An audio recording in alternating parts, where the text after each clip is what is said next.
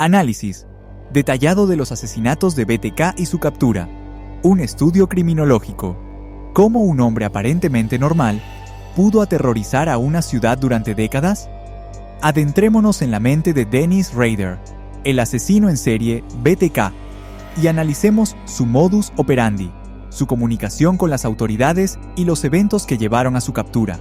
Dennis Rader, conocido como BTK, Bind, Torture, Kill, atar, torturar, matar, aterrorizó la ciudad de Wichita, Kansas, durante más de 3 décadas.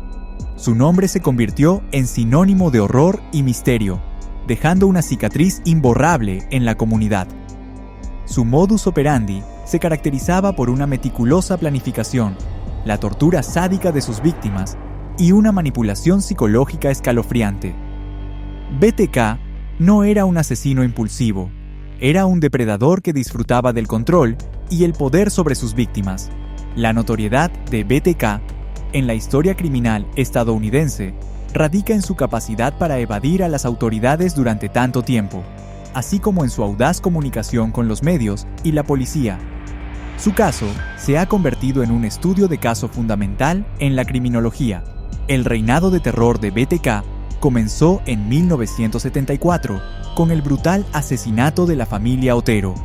Este evento marcó el inicio de una serie de crímenes que conmocionaron a la comunidad y desafiaron a las fuerzas del orden. Las víctimas fueron Joseph Otero, su esposa Julie, su hija Josephine y su hijo Joseph Jr. La escena del crimen era indescriptiblemente violenta, revelando la naturaleza sádica del asesino. Este asesinato estableció el patrón que BTK seguiría en sus crímenes posteriores: entrada forzada al domicilio, atadura de las víctimas, tortura prolongada y, finalmente, el asesinato. La brutalidad y la premeditación eran características distintivas de su modus operandi. La familia Otero fue la primera en sufrir la furia de BTK, pero no serían las últimas. Su muerte marcó el inicio de una pesadilla que duraría décadas.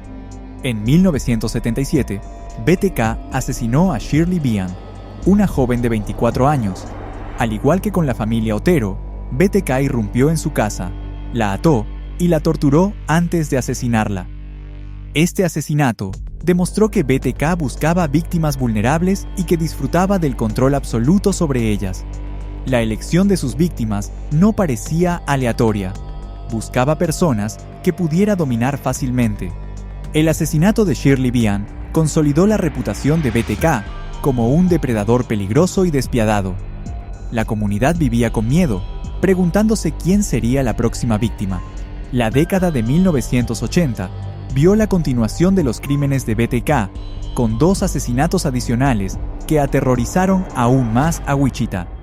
Su capacidad para evadir a las autoridades se hizo cada vez más frustrante para la policía.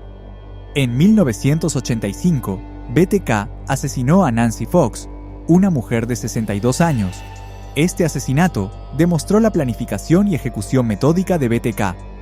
La elección de una víctima mayor sugiere que BTK buscaba personas vulnerables y fáciles de dominar. Su modus operandi seguía siendo el mismo: entrada forzada, atadura, tortura y asesinato.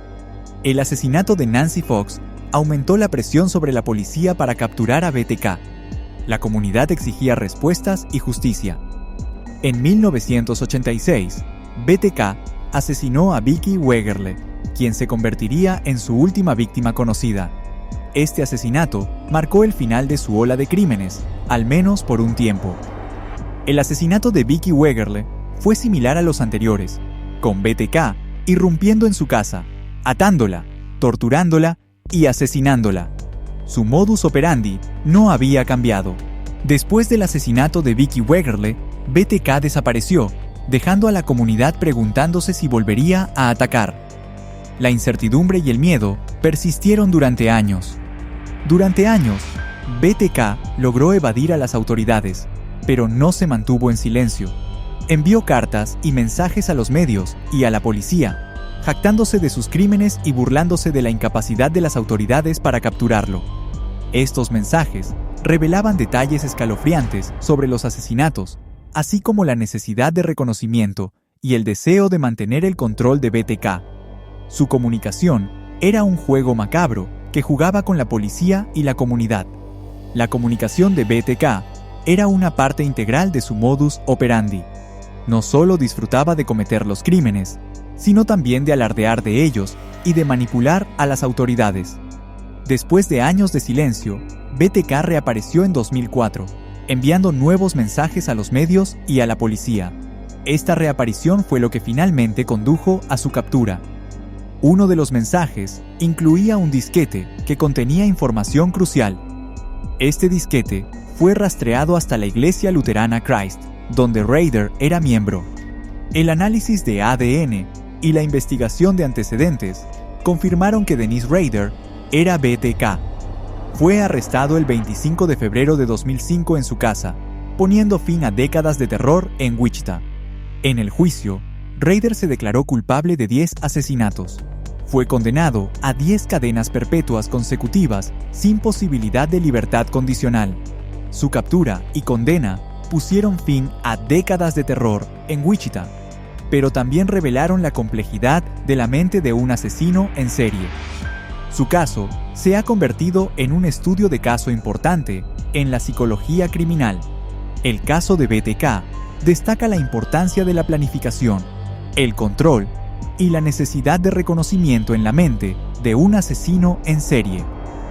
También demuestra el poder de la tecnología y la perseverancia de las fuerzas del orden en la resolución de crímenes complejos.